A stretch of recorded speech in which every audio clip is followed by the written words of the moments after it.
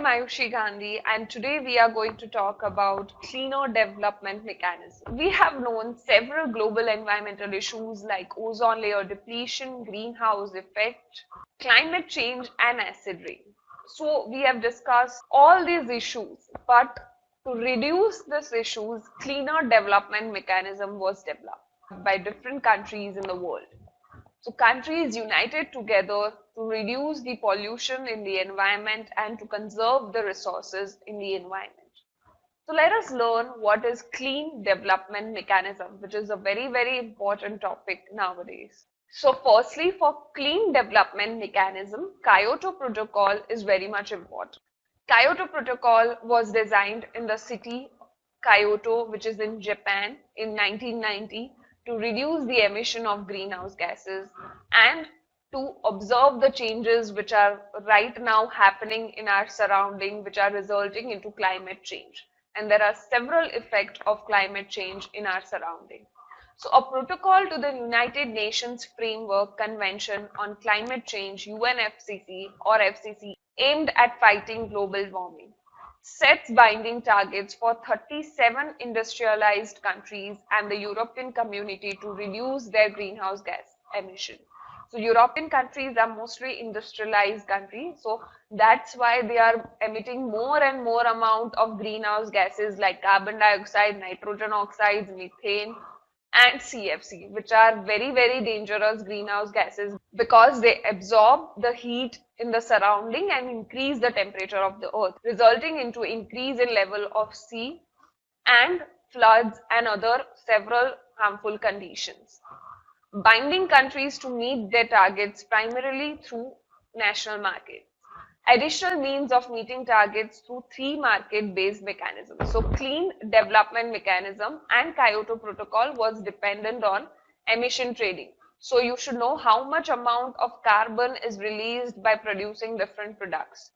Joint implementation. So how countries can join themselves and reduce the emission of carbon. And clean development mechanism. First two mechanism relevant to Annex 1 or Annex 2 countries, and third is relevant to developing countries. So what do you mean by Annex 1 or Annex 2 countries? So Annex 1 or Annex 2 countries are industrialized countries, and developing countries are still not industrialized, so they are releasing less amount of carbon dioxide in the atmosphere compared to developed countries because they have all the industries which are releasing large amount of carbon dioxide while producing different products. So you know what is Kyoto Protocol? It was designed to reduce global warming and to reduce the effect of climate change in our surrounding. So parties to UNFCCC are classified as Annex 1 countries. So Annex 1 countries are what? Industrialized countries and economies in transition. And Annex 2 countries are developed countries which pay for the cost of developing countries like India. So Annex 1 countries are industrialized countries and economies in transition. So they are responsible for their own carbon footprint. And Annex 2 countries are also developed countries and they are developing their industries also, but they are also paying to developing countries to develop industries to clear their carbon footprint. Now what does that mean? I'll explain you that in detail. Now in simple terms, clean development mechanism is a greenhouse gas exchange program. So the theory is that atmosphere is equally polluted by GHG wherever they come from and equally benefits from GHG cuts wherever they come from. So in effect, if a company cannot control its pollution, it can buy some amount of clean credit from someone who has worked hard to cut down pollution, polluter pays. So the companies who cannot reduce their carbon footprint, what happens here? They pay to other companies who are developing products which are releasing less amount of carbon footprint and balance their amount of pollution in the environment by paying. Hence, you have companies bound to Kyoto Protocol buying carbon credits from organization which invents in developing clean develop mechanism projects. So, these companies will develop products which are clean, which releases less amount of pollution in the environment So the companies who are releasing pollution are paying to the companies to develop products which releases less amount of pollution.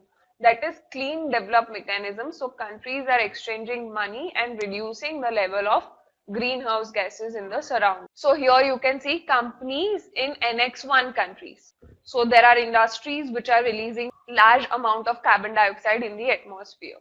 Then you can say they are paying cash to the organization in developing countries for CDM projects. So solar energy, wind energy, for these products, these developed countries are paying money and they are getting carbon credits. So by that they are maintaining the amount of pollution in the atmosphere.